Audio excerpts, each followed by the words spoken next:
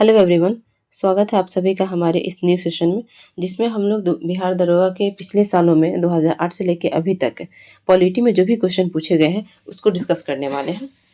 और आप लोगों से कहना था कि वीडियो बनाने में मुझसे जो भी कमी हो जाती होगी या फिर आप लोगों को लगता होगा कि इसमें स्टैटिक्स का या फिर सम पॉइंट और भी ऐड करना चाहिए तो वो कमेंट बॉक्स में आप लोग ज़रूर बताएं। और वीडियो को देखिए, अगर अच्छी लगती है उसे तो उसे लाइक करें, सब्सक्राइब करें और अपने दोस्तों के साथ शेयर करें उसको। ठीक है, तो पहला क्वेश्चन है इसका, आर वेंकट रमनी किस महत्वपूर्ण पद पर हैं? तो अभी आर वेंकट रमनी किस पोस्ट पे हैं? तो वो अटॉर्नी जनरल पोस्ट पे हैं। ठीक है, ये नए वाले जो हाल फिलहाल में एग्जाम हुआ था तो उसका है। तो आर वेंकट रमनी के बारे में पूछ रहा है कि ये भारत के किस पोस्ट पे हैं, तो अटॉर्नी जनरल के पोस्ट पे हैं। अभी आप लोग को चाहिए कि अभी वर्तमान में जो भी इंपॉर्टेंट पोस्ट पे लोग हैं, जैसे अटॉर्नी जनरल हो गया, आरबीआई के गवर्नर हो गए, सुप्रीम कोर्ट के जज हो गए, तो उस पर आप लोगों को चाहिए कि उसको प्रिपेयर करके बिहार एसआई से पहले जाएं, ताकि इससे पे बेस्ड अगर क्वेश्चन पूछता है तो आप लोग उसका सही जवाब दे सकें। ठीक है, नेक्स्ट क्वेश्चन है, बिहार के मुख्यमंत्री की नियुक्ति किसने की है? तो हम लोग जानते हैं कि मुख्यमंत्री की नियुक्ति किनके द्वारा की जाती है? उस राज्य के राज्यपाल के द्वारा की जाती है। तो बिहार के मुख्यमंत्री की नियुक्ति किनके द्वारा की जाएगी? बिहार के राज्यपाल के द्वारा की जाएगी। नेक्स्ट क्वेश्चन है, भारत के उपराष्ट्रपति का चुनाव करने वाले सदस्य होते हैं। तो उपराष्ट्रपति का चुनाव किनके द्वारा किया जाता है? उपराष्ट्रपति का चुनाव किया जाता है लोकसभा और जो राज्यसभा के मेंबर होते हैं उनके द्वारा मिलकर के उपराष्ट्रपति का चुनाव। हाँ, तो उपराष्ट्रपति के चुनाव किनके द्वारा की जाती है? लोकसभा और राज्यसभा के दोनों के सदस्यों द्वारा की जाती है, मतलब कि पार्लियामेंट के द्वारा, जिसको हिंदी में संसद बोलते हैं। इनके सदस्यों के द्वारा, संसद के सदस्यों के द्वारा उपराष्ट्रपति का चुनाव किया जाता है। अगर राष्ट्रपति के चुनाव के बारे में बात करते हैं तो इनकी नियुक्ति किनके द्वारा की जाती है? तो इसमें इसके अलावा राज्य के भी सदस्य शामिल होते और सभी सदस्य निर्वाचित सदस्य होते, मनोनीत सदस्य नहीं होते राष्ट्रपति में। जबकि उपराष्ट्रपति के लिए लोकसभा और राज्यसभा के सभी सदस्य निर्वाचित और मनोनीत सभी भाग लेते हैं। यही डिफरेंस होता है दोनों के बीच में, ये जरूर आप लोग ध्यान में रखेंगे।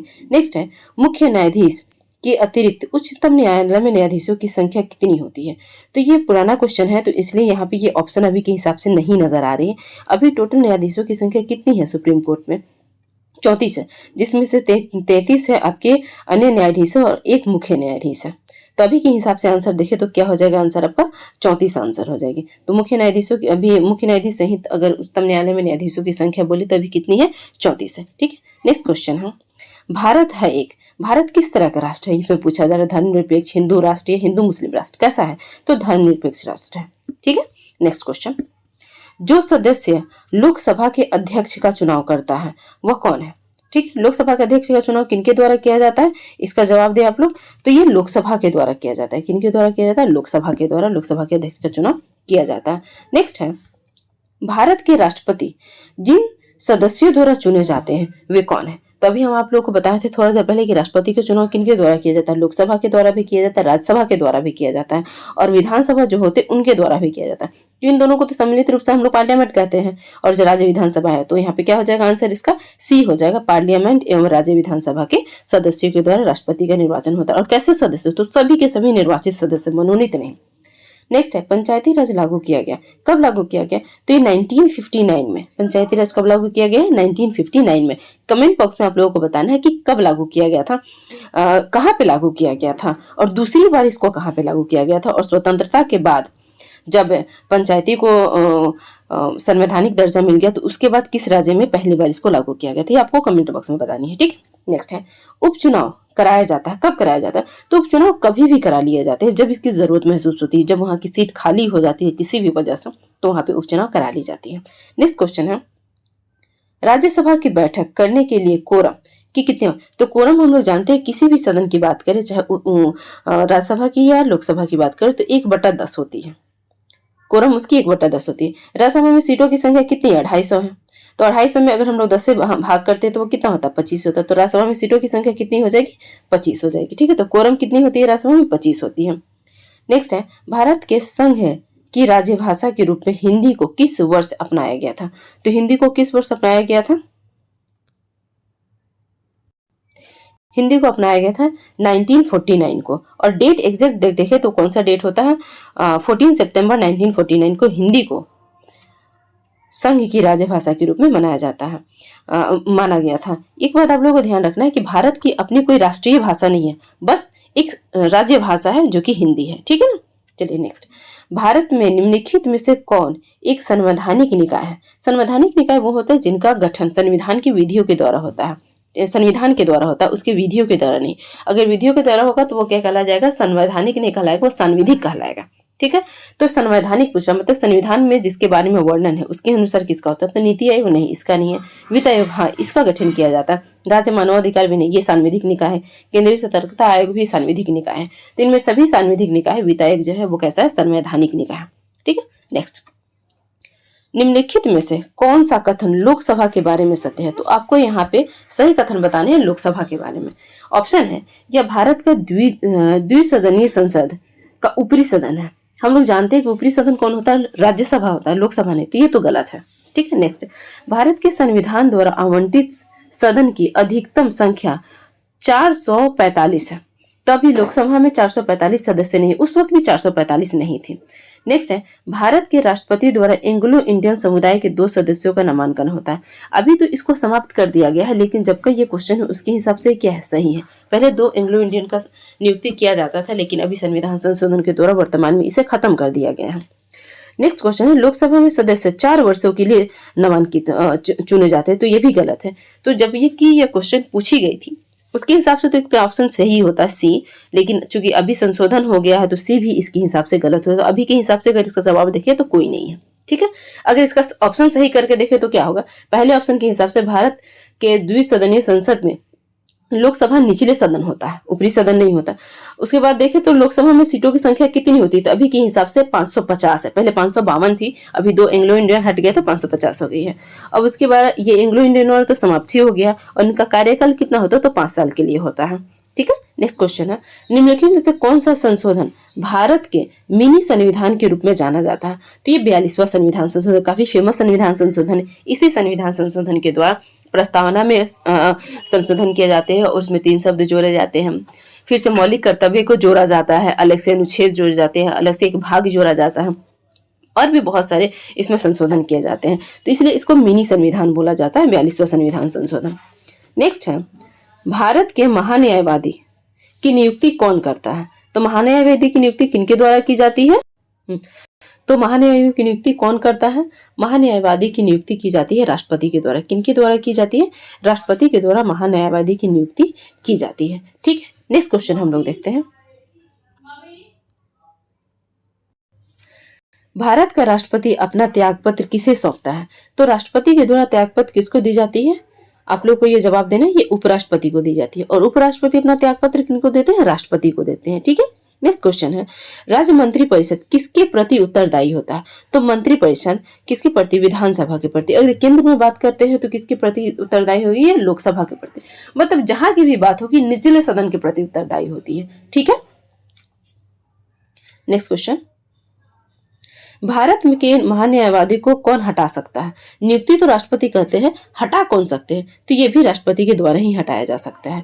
मतलब महान्यायवादी का जो पोस्ट होता है वो राष्ट्रपति के प्रसाद पर्यंत ही होता है। तो राष्ट्रपति जब चाहे ला सकते हैं और जब चाहे हटा सकते हैं इनको।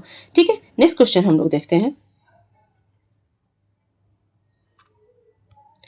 लोकसभा सीटों की संख्या कितनी होती है बिहार में?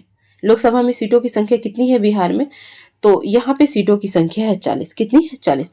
अगर लोकसभा के बिहार के लोकसभा, यहाँ पे लोकसभा नहीं होना चाहिए, बिहार विधानसभा की होनी चाहिए बात। बिहार विधानसभा में, हाँ सॉरी, बिहार लोकसभा में बिहार विधानसभा की जो सीटें है, बिहार की जो सीटें है वो 40 है।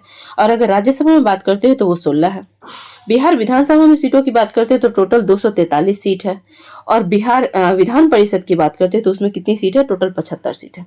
तो लोकसभा में बिहार का जो हिस्सा है सीटों का वो 40 है, राज्यसभा में 16 है। बिहार विधानसभा की जो अपनी लेंथ है, जिसमें टोटल नंबर ऑफ सीट है, जिसमें नीतीश कुमार जी या फिर यहाँ की जो चीफ मिनिस्टर के लिए वोटिंग होता है वो 243 है। और बिहार के जो विधान परिषद है उसमें कितने सीटें हैं? टोटल 75 सीटें हैं। ठीक है, नेक्स्ट क्वेश्चन है, पटना हाई कोर्ट की स्थापना कब हुई थी? पटना हाई कोर्ट की स्थापना होती है 1916 में। कब होती है? 1916 में पटना। आप लोगों को कमेंट बॉक्स में बताना है कि पटना जो विश्वविद्यालय है उसकी स्थापना यहाँ पे कब होती है, उसके बारे में आप लोगों को बताना है। राज्यसभा का सदस्य निर्वाचित होने के लिए आवश्यक न्यूनतम उम्र कितनी है? उम्र पूछ रहा है राज्यसभा के लिए। तो राज्यसभा के लिए न्यूनतम उम्र कितनी होती है? 30 वर्ष होती है। अगर लोकसभा की बात करते हैं तो वो कितनी होती है? 25 वर्ष होती है। अगर उसी तरह से हम बात करते हैं जो लोकल चुनाव होता है, पंचायती राज वगैरह, इनके लिए कितनी होती है उम्र? 21 वर्ष या उससे अधिक होती है। ठीक है। नेक्स्ट है, भारत के राष्ट्रपति को पद से कौन हटा सकता है? तो राष्ट्रपति को पद से कौन हटा सकता है? राष्ट्रपति को पद से हटाया जाता है महाभियोग लगाकर उन पर। ठीक है। और ये महाभियोग लगाया जाता है संसद के द्वारा। ठीक है ना। तो संसद के द्वारा, ये किसी भी सदन के द्वारा, चाहे तो लोकसभा में चाहे तो राज्यसभा में, किसी भी सदन के द्वारा महाभियोग की प्रक्रिया शुरू की जाती है। और जब कंप्लीट हो जाता है दोनों सदनों में तो फिर राष्ट्रपति को पद से हटा दिया जाता है। राज्यसभा और लोकसभा की संयुक्त बैठक कौन बुलाता है? तो संयुक्त बैठक हमेशा राष्ट्रपति के द्वारा बुलाई जाती है। किसके द्वारा बुलाई जाती है? राष्ट्रपति के द्वारा। और ये संयुक्त बैठक की अध्यक्षता कौन करता है? तो संयुक्त बैठक की अध्यक्षता लोकसभा के अध्यक्ष करते हैं। ठीक है। नेक्स्ट क्वेश्चन, एक व्यक्ति को ग्राम पंचायत की सदस्यता के लिए चुनाव लड़ना है, उसकी उम्र कितनी है? थोड़ी देर पहले सराय में हम बताए थे आपको कि पंचायत के लिए उम्र कितनी होनी चाहिए? 21 वर्ष या उससे अधिक होनी चाहिए। ठीक है। नेक्स्ट क्वेश्चन, बिहार के द्वितीय राजभाषा क्या है? तो उर्दू है। नेक्स्ट क्वेश्चन, रामनाथ कोविंद राष्ट्रपति पद का प्रत्याशी बनाए जाने के समय किस राज्य के राज्यपाल थे? तो हमारे जो पूर्व राष्ट्रपति थे रामनाथ कोविंद, वो राष्ट्रपति बनने से पहले कहाँ के राज्यपाल थे? बिहार के राज्यपाल थे। नेक्स्ट क्वेश्चन है, उच्चतम न्यायालय के न्यायाधीश की अवकाश ग्रहण की उम्र क्या है? तो उच्चतम न्यायालय के जो न्यायाधीश होते हैं अपने पद पे कब तक बने रह सकते हैं?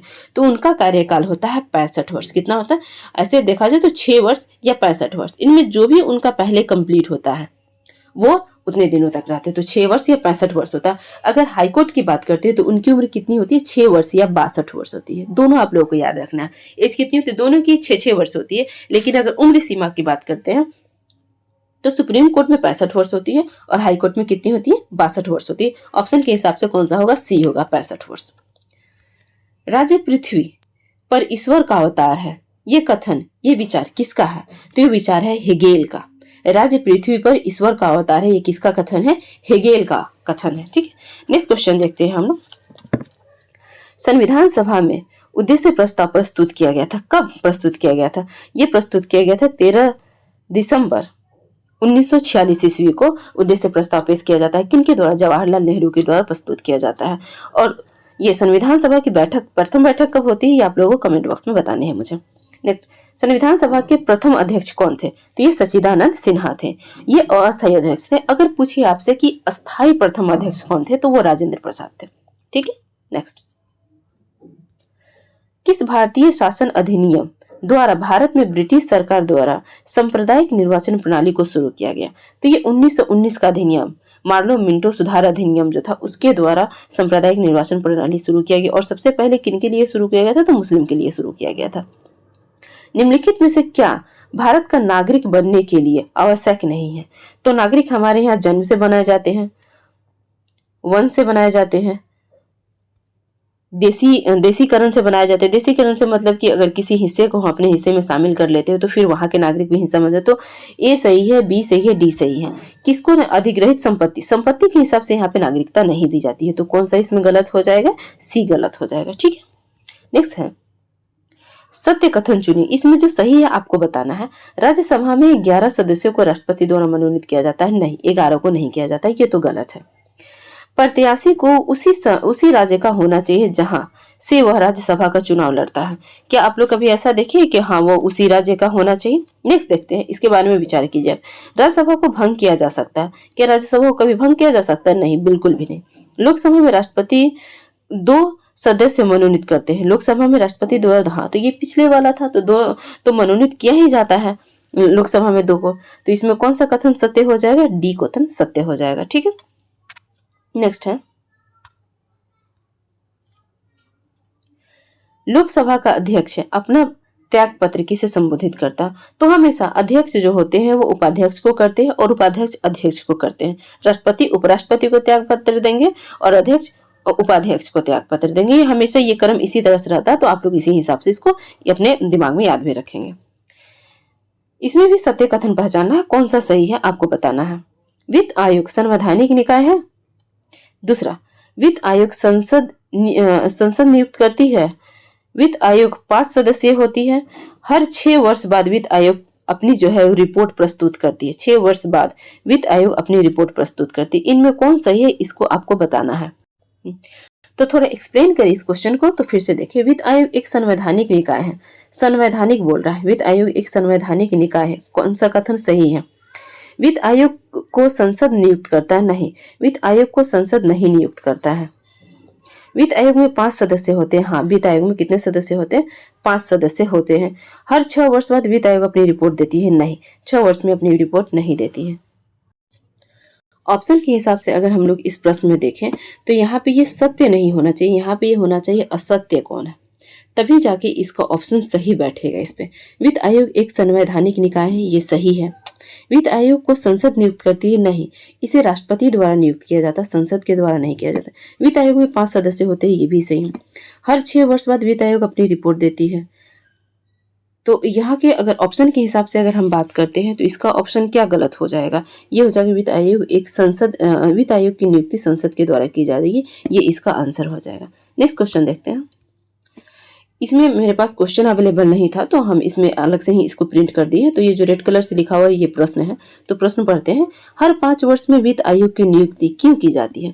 तो वित्त आयोग की नियुक्ति क्यों की जाती है, इसके लिए 4 ऑप्शन दिए गए थे बिहार से एग्जाम में। कौन कौन से थे? पहला ऑप्शन था राज्य की वित्तीय स्थिति निर्धारित करने के लिए। दूसरा ऑप्शन था केंद्र सरकार की वित्तीय स्थिति को निर्धारित करने के लिए।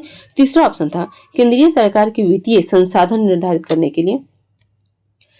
चौथा ऑप्शन था केंद्रीय अनुदान और संघ के राजस्व में राज्यों का अंश निर्धारित करने के लिए। तो कौन सा ऑप्शन के हिसाब से कौन सा इसका करेक्ट हो जाएगा? तो ये इसका डी ऑप्शन सही हो जाएगा। केंद्रीय अनुदान और संघ के राजस्व में राज्यों का अंश निर्धारित करने के लिए वित्त आयोग की नियुक्ति हर 5 वर्ष में की जाती है। ठीक है, तो यहाँ से पिछले क्वेश्चन के बारे में यहाँ पे ये डाउट है इस क्वेश्चन में, फिर से इस क्वेश्चन को हम आप लोग के साथ डिस्कस करना चाहेंगे। ये सत्य कथन इसमें पूछ रहा है। अगर सत्य हम देखें या असत्य देखें, दोनों के हिसाब से अगर देखेंगे तो इसमें 2 ऑप्शन सही है और 2 गलत है। वित्त आयोग संवैधानिक निकाय है, सही है। संसद द्वारा नियुक्ति होती है, गलत है। वित्त आयोग में 5 सदस्य होते हैं, ये सही है। 6 वर्ष बाद अपनी रिपोर्ट देती है, ये गलत है।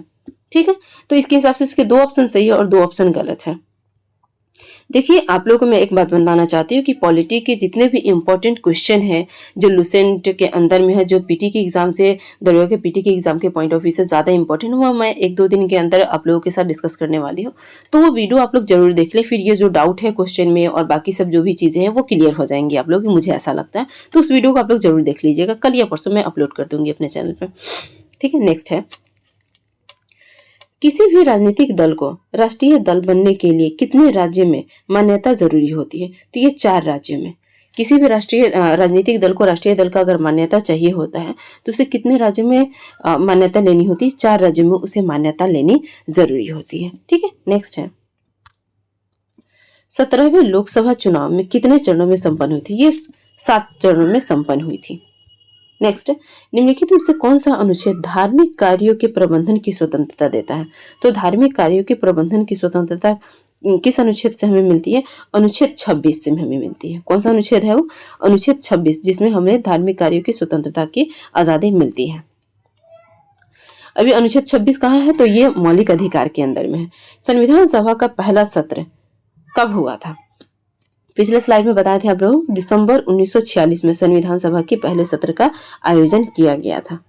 ठीक है, दिसंबर 1946। एग्जैक्ट डेट की बात करते हैं तो 9 दिसंबर 1946 को कहाँ पे आयोजित हुआ था संविधान सभा का पहला सत्र?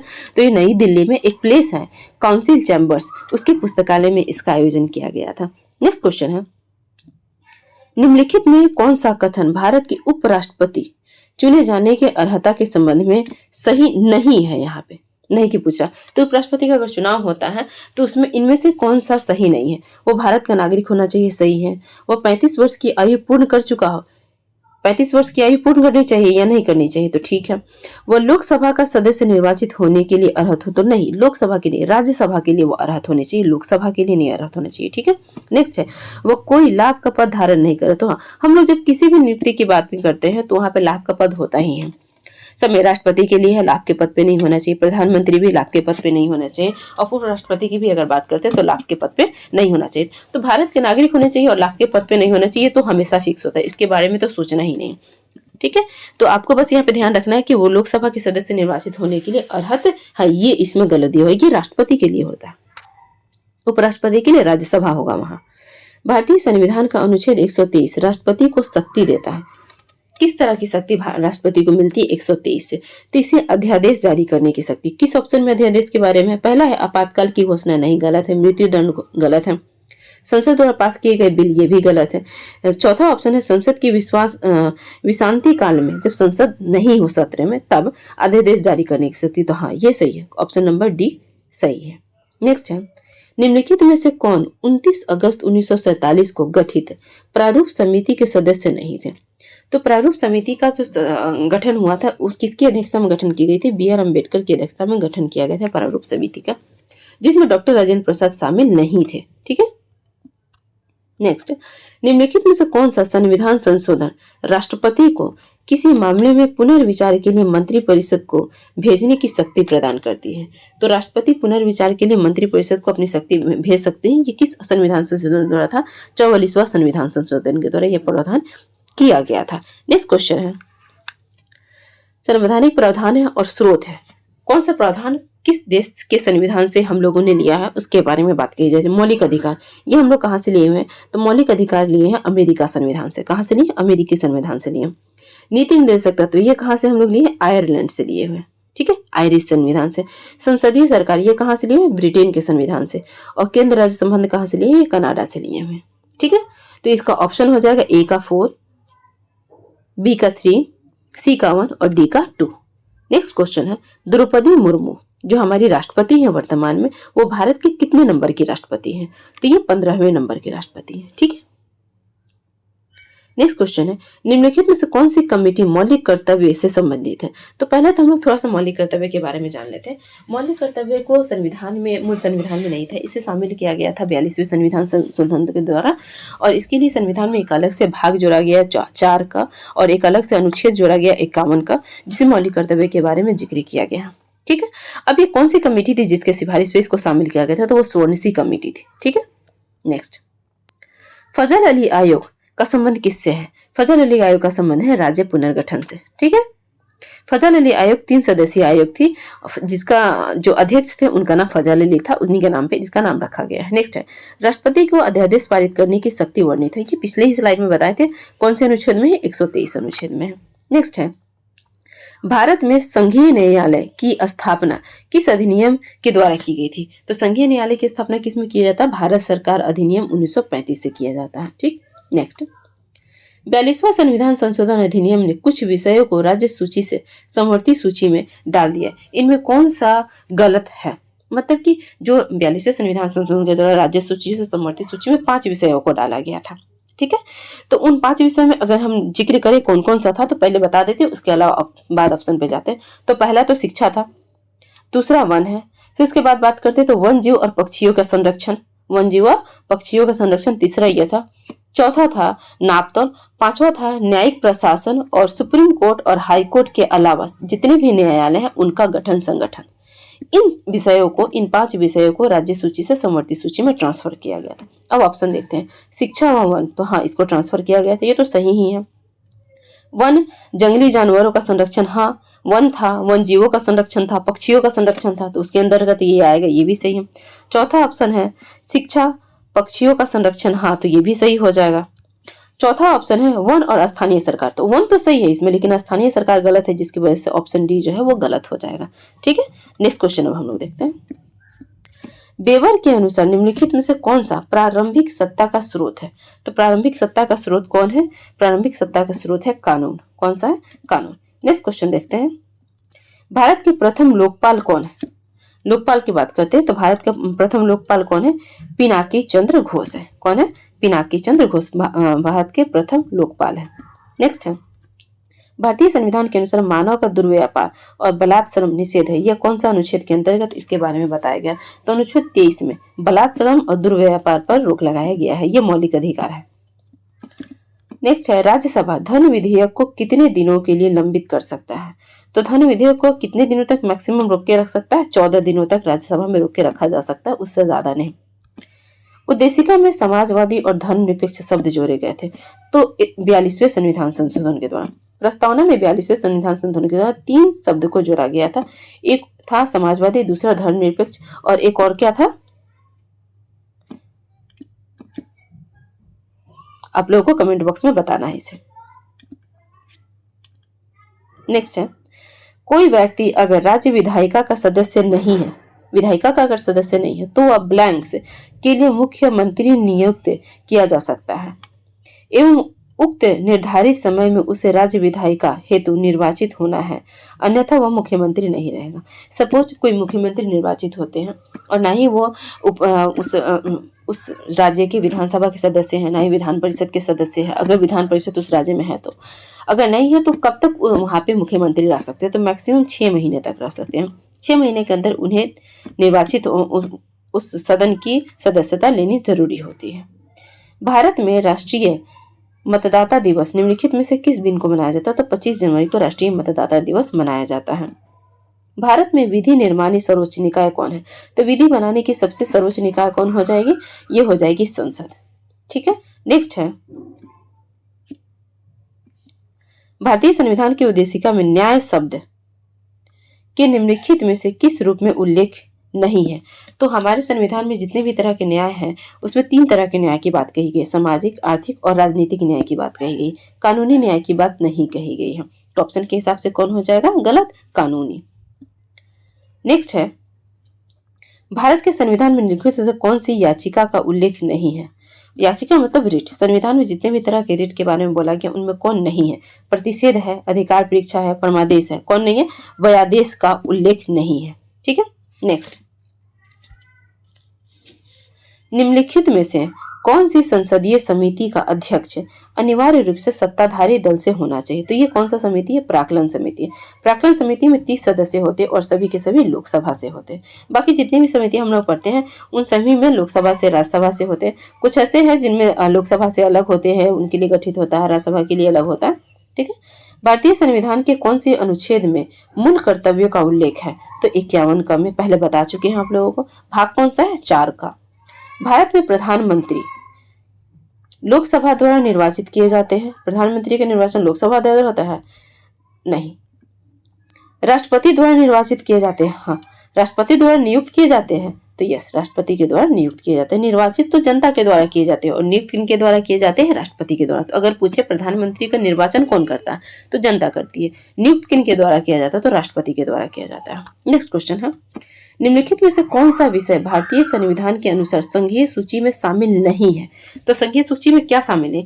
तो देखिए, अगर संघीय सूची नहीं भी पता है और आपको पता है कि 5 जो राज्य सूची का विषय था उसको समवर्ती सूची में ले गया गया था, तो उसके हिसाब से भी आपको समझ में आ जाएगी। यहाँ पे देखिए रक्षा की बात हो रही है, railway, reserve bank of India. तो रिजर्व बैंक तो नेशनल लेवल पे काम करती है, भारत सरकार के लिए काम कर रही है प्राथमिक तौर पे, तो ये तो संघीय सूची का ही विषय होगा, सोचने की बात ही है। रेलवे अगेन पूरे भारत के लिए कार्य करती है, तो ये तो राज्य सूची और समवर्ती सूची में आ ही नहीं सकती। कभी हम लोगों ने ये सोचा है क्या कि कोई राज्य है जैसे बिहार ही है या फिर यूपी ही है तो रेलवे स्टेशन बना रही है, एक रेलवे अलग निकाल रही है? नहीं, ये हमेशा रेलवे मंत्रालय करती है जो केंद्र सरकार की है। तो ये दोनों तो ना समवर्ती सूची में हो सकती है ना राज्य सूची में हो सकती है, तो ये तो दोनों ऑप्शन के हिसाब से गलत है। रक्षा अगेन नहीं होता, ये सेंट्रल के पास ही होता है, इसको स्टेट से लेना देना नहीं होता। तो स्थानीय स्वशासन, हाँ, हमेशा हर राज्य में आप अलग अलग तरह के स्थानीय स्वशासन प्रणाली देखेंगे, तो ये राज्य सूची के विषय, अगर केंद्र सूची के विषय होता तो राज्य इसमें अपने हिसाब से इसको एडजस्ट कैसे कर पाती। तो यहाँ पे ऑप्शन के हिसाब से क्या सही हो जाएगा? ऑप्शन सी, स्थानीय शासन, जो कि संघ सूची का विषय नहीं है। तो कभी कभी ऑप्शन आप इस तरह से एलिमिनेशन टेक्निक का इस्तेमाल करके भी सही ऑप्शन तक पहुंच सकते हैं। जिसका नहीं पता आंसर उसको ढूंढ सकते हैं। नेक्स्ट क्वेश्चन है, भारत की संसदीय प्रणाली में शून्यकाल का आशय क्या है? तो शून्यकाल के बारे में हम जानते हैं, तो ऑप्शन बी सही होगा। प्रश्नकाल और कार्यसूची की अगली मत के बीच का जो समय होता है जब सदस्य अध्यक्ष की अनुमति के बिना कोई विषय उठाते हैं उसको हम लोग बोलते हैं शून्यकाल। तो जब प्रश्नकाल खत्म हो जाता है और नेक्स्ट जो कार्यसूची का जो काल होता है वो शुरू होने वाला होता है, तो उसके बीच का जो गैप होता है उसको हम लोग बोलते हैं शून्यकाल। नेक्स्ट क्वेश्चन है, संसद की गणपूर्ति निश्चित है, तो इसके बहुत से पहले स्लाइड में बता दिए थे गणपूर्ति कितनी होती है, 1/10 होती है। तो यहाँ पे कौन सा संसद के सदस्य का 10वां भाग हो जाएगा। नेक्स्ट क्वेश्चन है, सूची है उनको मिलान करना है। ग्राम पंचायत, तो ये ग्राम पंचायत कौन से अनुच्छेद में बोला गया? अनुच्छेद 40 में ग्राम पंचायत के बारे में समान नागरिक संहिता, इनके बारे में किस अनुच्छेद के अंतर्गत बोला गया है? तो समान नागरिक संहिता के लिए हो जाएगा अनुच्छेद 44, 4 नंबर, बी का 4 हो जाएगा। नेक्स्ट है सी के लिए कृषि और पशुपालन, तो कृषि और पशुपालन का किस में है? 2 अनुच्छेद 48 में कृषि और पशुपालन है। और कार्यपालिका को न्यायपालिका से अलग करना, ये किस में है? ये अनुच्छेद 50 में। इधर सारे ऑप्शन है, तो ये नेक्स्ट स्लाइड, अच्छा इसमें नहीं है। ये जो डी ऑप्शन है इसमें कार्यपालिका और न्यायपालिका का पृथककरण है, ठीक है, यहाँ पे दिख नहीं रहा है स्लाइड में, लेकिन वहां पे ऑप्शन यही है। तो यहाँ पे डी का 5 हो जाएगा। ऑप्शन के हिसाब से मिला लेते हैं, तो ए का 3, बी का 4, सी का 2 और डी का 1 हो जाएगा। ग्राम पंचायत अनुच्छेद 48, समान नागरिक संहिता अनुच्छेद 44, कृषि और पशुपालन अनुच्छेद 48, कार्यपालिका और न्यायपालिका का पृथककरण अनुच्छेद 50। ठीक है, डन। नेक्स्ट क्वेश्चन देखते हैं हम लोग।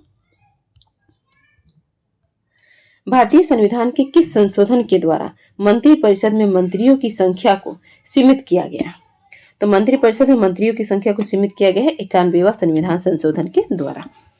नेक्स्ट है, किसी राज्य में विधान परिषद का सृजन अथवा समाप्ति किया जा सकता है। तो राज्य में जब विधान परिषद को लागू करना है या उसको हटाना है, इसके लिए राज्य विधानसभा के द्वारा एक संकल्प पारित किया जाता है और उसको संसद के पास भेजा जाता है। और उसके बाद संसद के पास जब चला जाता है तो संसद डिसाइड करता है कि उसको उस राज्य में विधान परिषद को अवेलेबल करवाए या नहीं करवाए। तो उस समय अब संसद की डिसीजन होती है। तो यहाँ पे ऑप्शन सी सही हो जाएगा। राज्य विधानसभा के तत्संबंधी संकल्प को पारित कर संसद के द्वारा राज्य विधान परिषद का सृजन अथवा समाप्ति कौन कर सकता है? तो ऑप्शन सी, राज्य विधानसभा के तत्संबंधी संकल्प के द्वारा संसद के द्वारा उसे सृजित किया जा सकता है और समाप्त भी किया जा सकता है। नेक्स्ट है, निम्नलिखित में से भारतीय संविधान का कौन सा अनुच्छेद नागरिकता से संबंधित है? तो नागरिकता से संबंधित कौन सा अनुच्छेद है? अनुच्छेद 5 से 11। ठीक है, इसे नागरिकता से संबंधित, और भाग कौन सा है? भाग 2 है, भाग 2। और अनुच्छेद 5 से 11 नागरिकता से संबंधित अनुच्छेद है। नेक्स्ट देखते हैं, भारतीय संविधान के अनुसार दल बदल के आधार पर निर्भरता का उल्लेख है 10वीं अनुसूची में। दल बदल के आधार पर निर्भरता का उल्लेख किस अनुसूची में है? 10वीं अनुसूची में है। निम्नलिखित में से कौन सी समिति चुनाव सुधारों से संबंधित है? अब इसके बारे में अगेन जब आप लोग पंचायती राज व्यवस्था पढ़ेंगे तो उसमें एल.एम. सिंघवी समिति पढ़ते होंगे, अशोक मेहता समिति, जे.वी.के. राव समिति पढ़ते होंगे। तो ये तो तीनों पंचायती राज से हैं, तो इनका तो संबंध चुनाव सुधार से होगा ही नहीं होगा। तो एक ही बच गया ना, दिनेश गोस्वामी समिति, तो इनका संबंध किससे हो जाएगा? चुनाव सुधार से। तो दिनेश गोस्वामी समिति का संबंध किससे? चुनाव सुधार से संबंधित है। नेक्स्ट,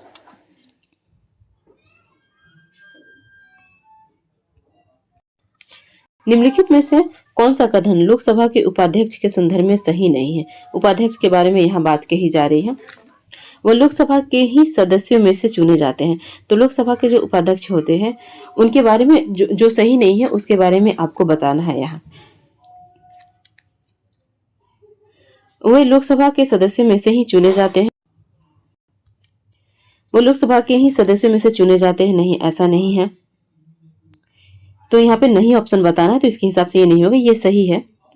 अगर ऑप्शन के हिसाब से देखें तो ये सही हो जाएगा। इसमें पूछ रहा है कि कौन सही नहीं है, तो ये तो वो लोकसभा के सदस्यों में से ही चुने जाने चाहिए, सही है। उपाध्यक्ष अपने पद पर लोकसभा के कार्यकाल के दौरान रहते हैं, हाँ ये भी सही है। जब उपाध्यक्ष का पद रिक्त होता है तो उपाध्यक्ष अध्यक्ष का कार्य करता है, हाँ ये भी सही है कि जब अध्यक्ष नहीं होते तो उपाध्यक्ष जो है अध्यक्ष का कार्य करते हैं। चौथा ऑप्शन है, जब उपाध्यक्ष लोकसभा के पीठासीन अधिकारी होते हैं तब वह प्रथमता मत देते हैं, नहीं ये गलत हो जाएगा। ऑप्शन के हिसाब से कौन सा गलत हो जाएगा? डी ऑप्शन गलत हो जाएगा।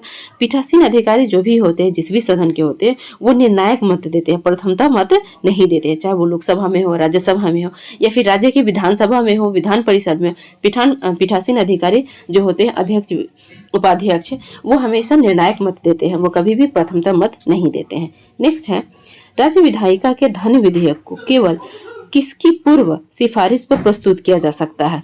किसकी पूर्व सिफारिश पर धन विधेयक प्रस्तुत किया जाता है? तो धन विधेयक हमेशा, यहाँ पे राज्य विधायिका की बात हो रही है तो राज्यपाल की सिफारिश पे। अगर संघ की बात होती, केंद्र की बात होती तो राष्ट्रपति की पूर्व सिफारिश पर उनको लाया जाता। ठीक है, नेक्स्ट क्वेश्चन है, भारत के संविधान के उद्देश्य की प्रस्तावना के बारे में निम्नलिखित में कौन सा कथन सही है? तो प्रस्तावना के बारे में जो कथन सही है उसके बारे में आपको आंसर देना है। यहाँ पे उद्देशिका स्वयं न्यायालय में परिवर्तनीय नहीं है, हाँ ये न्यायालय में परिवर्तनीय नहीं है। उद्देशिका उन उद्देश्यों की बताती है जिन्हें संविधान स्थापित करने और आगे बढ़ाना चाहती है। यस, ये भी सही है। उद्देशिका स्रोत को इंगित करती है जहां से संविधान अपना प्राधिकार प्राप्त करता है। हाँ, ये भी सही है। ठीक है, अब यहाँ पे देखिए तीनों ऑप्शन सही है। अब यहाँ पे ऑप्शन दिया हुआ है कि उसके हिसाब से कौन सा सही हो जाएगा, तो आपका ऑप्शन ए सही हो जाएगा। ए बी सी तीनों सही है। ठीक है, नेक्स्ट क्वेश्चन है, लोकतंत्र के बारे में लिखित कथनों पर विचार कीजिए। अब लोकतंत्र के बारे में क्या, इसमें आपको सही बताना है। सही है वो बताइए। इनमें लोगों द्वारा निर्वाचित सरकार का गठन होता है। हाँ ठीक है, लोगों द्वारा निर्वाचित होते हैं। पिछले स्लाइड में आप देखे थे निर्वाचित किसके द्वारा होते, तो बताए भी थे। नेक्स्ट है, लोकतंत्र में वर्तमान में सत्तासीन लोगों को हराने की संभावना काफी होती है। तो नहीं, ऐसा नहीं, ये जरूरी नहीं कि ऐसा होगा। तो बी तो गलत है, ए सही है, बी गलत है। सी देखिए, प्रत्येक मत का मूल्य एक ही होता है। हाँ ऑफकोर्स प्रत्येक मत का मूल्य एक जैसा होगा। तो इसका ऑप्शन क्या हो जाएगा सही, ए और सी सही है। ऑप्शन के हिसाब से देखिए तो इसका ए ऑप्शन सही है। ठीक है, नेक्स्ट क्वेश्चन है, निम्नलिखित में से कौन राष्ट्रीय एकता परिषद का गठन करता है। तो प्रधानमंत्री कार्यालय के द्वारा राष्ट्रीय एकता परिषद की गठन की जाती है। सर्वोच्च न्यायालय में निजता का अधिकार संविधान के किस मूल अधिकार के अंतर्गत दिया गया है। तो निजता का अधिकार अनुच्छेद 21 के अंतर्गत वर्णित है। नेक्स्ट, नीति आयोग के उपाध्यक्ष कौन है।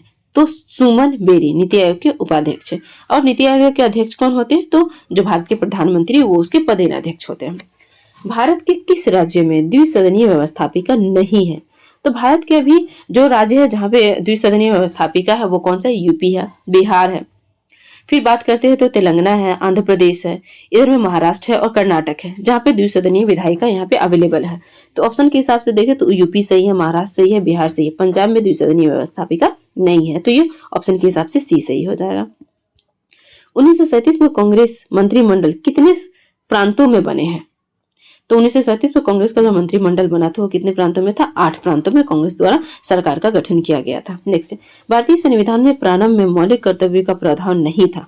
ठीक है, हाँ, स्वर्ण समिति की सिफारिश पर 51 का और 4 का जोड़ा गया था। तो आपसे पूछ रहा है कि हाँ वो कौन सा अनुच्छेद है जिसमें इसके बारे में जिक्र किया गया। तो ऑप्शन डी, अनुच्छेद डी भाग 4 क में मौलिक कर्तव्य के बारे में जिक्र किया गया। ऑप्शन डी सही होगा। नेक्स्ट है, राज्यसभा में गणपूर्ति हेतु कितने सदस्यों की आवश्यकता होती है। तो पिछले स्लाइड में भी बताए थे 25 सदस्य की आवश्यकता होती है, 1/10 गणपूर्ति होता है ना। नेक्स्ट, संसद की प्राक्कलन समिति है, उधर पूछा था प्राक्कलन समिति, तो उसमें हम बताए थे कि 30 सदस्य होते हैं और सभी लोकसभा से होते हैं। तो ये एक अस्थायी है। कैसा समिति है, अस्थायी समिति है। लोकसभा में 2 तरह की समितियां होती है, एक अस्थायी होती है, दूसरी अस्थायी होती है। तो प्राक्कलन समिति अस्थायी समिति है। वित्त आयोग के संदर्भ में कौन सा कथन गलत है। वित्त आयोग के संदर्भ में गलत कथन आपको बताना है। वित्त आयोग द्वारा की गई सिफारिशें राष्ट्रपति पर बाध्यकारी होती है। ये लगता है क्वेश्चन दोबारा से इस स्लाइड में आ गया है, तो देख लेते हैं। राष्ट्रपति के लिए बाध्यकारी होती है, नहीं, राष्ट्रपति के लिए बाध्यकारी नहीं होती है। तो ये तो गलत है। ऑप्शन ए, वित्त आयोग की अध्यक्ष पद के लिए योग्यता संविधान में निर्धारित की गई है। संविधान में अध्यक्ष पद के लिए योग्यता संविधान में निर्धारित की गई है। तो नहीं, ये संविधान में निर्धारित नहीं की गई है। तो ए और बी दोनों गलत हो जाएगा। तीसरा है, अभी तक 15 वित्त आयोग का गठन हुआ था। हाँ ये सही है, 15 वित्त आयोग अभी चल भी रहा है। अनुच्छेद 280 के अनुसार वित्त आयोग का गठन किया जाता है। हाँ ये भी सही। तो ऑप्शन के हिसाब से देखें तो इसमें 2 गलत और 2 सही ऑप्शन दिए हुए हैं। तो अब एग्जामिनर अब इसको कौन सा करेक्ट माना होगा ये तो सर्च करके देखना होगा। नेक्स्ट क्वेश्चन देखते हैं, निम्नलिखित में से कौन सी शर्त 1813 के चार्टर एक्ट के अंतर्गत नहीं थी। तो 1813 के चार्टर एक्ट में किसके बारे में बात नहीं कही गई थी। ईस्ट इंडिया कंपनी का भारत से व्यापारिक अधिकार आंशिक रूप से समाप्त कर दिया गया। हाँ ये सही है, आंशिक समाप्त किया गया था। ईस्ट इंडिया कंपनी का भारत में व्यापारिक अधिकार पूर्ण रूप से समाप्त कर दिया गया, नहीं ये गलत। अब देखिए ये दोनों काउंटर आर्गुमेंट है। अगर आंशिक समाप्त की गई तो पूर्ण तो की नहीं जाएगी। तो जाहिर सी बात है इन दोनों में से कोई एक होगा कि एक नहीं है। तो 2 ऑप्शन तो अपने आप खत्म हो गया। बाकी 2 ऑप्शन की तो यहाँ पे बात ही नहीं की जाएगी ना, क्योंकि दोनों में से कोई एक ही ऊपर नीचे वाला में से एक होगा, एक नहीं होगा। दोनों को तो एक साथ ना छोड़ सकते हैं ना सिलेक्ट कर सकते थे बी को। तो बी और सी और डी को तो पढ़ने की जरूरत ही नहीं है, आपको टाइम वेस्ट करने की जरूरत ही नहीं है। अगर एग्जाम में इस तरह के क्वेश्चन पूछ लेते हैं तो बाकी ऑप्शन को पढ़ने की जरूरत ही नहीं है। अब इन्हीं दोनों को पढ़ के आप देखें कौन सही है। तो आंशिक रूप से खत्म किया गया ये हम लोग जानते हैं। अगर कंफर्म तो इसमें कौन सा गलत हो जाएगा, बी गलत हो जाएगा। और बाकी अभी आपकी संतुष्टि के लिए बाकी 2 ऑप्शन देख लेते हैं। ईस्ट इंडिया कंपनी ब्रिटिश व्यापारियों को कुछ शर्तों के साथ भारत में निवास की स्वतंत्रता दी। हाँ बिल्कुल। चीन से कंपनी के चाय पर व्यापार को सुरक्षित रखा गया। हाँ, बिल्कुल सुरक्षित रखा गया। तो आंशिक रूप से समाप्त की गई और बाकी कुछ उनके पास अधिकार दिए गए। कंपनी के अधिकारियों को यहाँ पे रहने और अपने स्तर पर व्यापार करने की भी अनुमति दे दी गई थी 1813 के चार्टर एक्ट से। इनको पूर्ण रूप से समाप्त कर दिया गया था 1833 के चार्टर एक्ट से। ठीक है, नेक्स्ट है, इनमें कौन भारत के राष्ट्रपति द्वारा नियुक्त नहीं होते हैं? राजदूत राष्ट्रपति के द्वारा नियुक्त होते हैं, प्रधानमंत्री भी राष्ट्रपति के द्वारा नियुक्त होते हैं, मुख्य न्यायाधीश भी राष्ट्रपति के द्वारा नियुक्त होते हैं, उपराष्ट्रपति राष्ट्रपति के द्वारा नियुक्त नहीं होते। इनकी नियुक्ति लोकसभा और राज्यसभा के सदस्यों के द्वारा की जाती है। पिछले स्लाइड में आप लोग देखे थे, तो ऑप्शन इसमें क्या सही हो जाएगा? डी सही हो जाएगा। नेक्स्ट क्वेश्चन है, विभिन्न राजनीतिक दलों की स्वीकृति राष्ट्रीय पार्टी अथवा प्रादेशिक पार्टी के रूप में कौन प्रदान करता है? तो कोई पार्टी कैसी होगी, कौन सी राजनीतिक पार्टी, इसका चुनाव हमेशा जो है चुनाव आयोग करती है। ठीक है, कोई राष्ट्रीय दल बनेगा या राज्य स्तरीय दल बनेगा, क्षेत्रीय दल बनेगा, इसका भी चुनाव आयोग के द्वारा किया जाता है। इसका सरकार से कोई लेना देना नहीं होता है। बिहार के मुख्यमंत्री अभी कौन है? तो नीतीश कुमार जी हमारे बिहार के मुख्यमंत्री हैं। चलिए नेक्स्ट, भारतीय संविधान के अनुसार राज्य का कार्यकारी अध्यक्ष कौन होता है?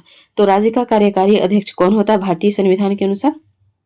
यहाँ पे राज्य की पूछी जा रही है, तो आंसर कौन हो जाएगा? कार्यकारी अध्यक्ष कौन होते हैं? राष्ट्रपति होते हैं। ठीक है, नेक्स्ट क्वेश्चन देखते हैं, भारतीय नागरिकों को मौलिक कर्तव्य है। तो भारतीय नागरिक कितने मौलिक कर्तव्य निर्धारित किए गए हैं? 11 मौलिक कर्तव्य हमारे लिए निर्धारित किया गया है संविधान के द्वारा। नेक्स्ट है, राज्यसभा में सदस्यों की अधिकतम संख्या कितनी हो सकती है? शुरू में ही आप लोगों को बताए थे कितनी हो सकती है, 245 राज्यसभा में मैक्सिमम सदस्यों की संख्या हो सकती है। ये नेक्स्ट क्वेश्चन है, भारत के प्रधानमंत्री लोकसभा द्वारा निर्वाचित किए जाते हैं। ये अगेन स्लाइड दूसरा बार आ गया है, तो इसको स्किप कर देते हैं। नेक्स्ट क्वेश्चन है, राज्यसभा और लोकसभा की संयुक्त बैठक कौन बुलाता है? ये भी लगता है दोबारा आ गया है। ये राष्ट्रपति के द्वारा संयुक्त बैठक का आयोजन किया जाता है और अध्यक्षता लोकसभा के अध्यक्ष के द्वारा की जाती है। तो संयुक्त बैठक बुलाया जाता है राष्ट्रपति के द्वारा और अध्यक्षता की जाती है लोकसभा के अध्यक्ष के द्वारा किया जाता है। ये इस स्लाइड का लास्ट क्वेश्चन था और आप लोग इस वीडियो को देखें, लाइक करें, सब्सक्राइब करें। जो भी आप लोग को लगता है कि मुझे किस विषय पे संबंधित या किस तरह के वीडियो और बनाना चाहिए, तो कमेंट बॉक्स में कमेंट करें और इसके बारे में सजेस्ट करें मुझे, ताकि मैं उससे रिलेटेड वीडियो बना सकूं। और वीडियो अगर पसंद आती है तो प्लीज़ इसे लाइक करें, सब्सक्राइब करें और शेयर करना ना भूलें दोस्तों के साथ, ताकि मुझे भी पता चले कि हाँ आप लोग को अच्छा लग रहा है, तो मैं इस तरह की वीडियो आगे भी बनाती रहूँ जो आप लोगों के लिए हेल्पफुल हो सके। So thank you everyone for watching this video.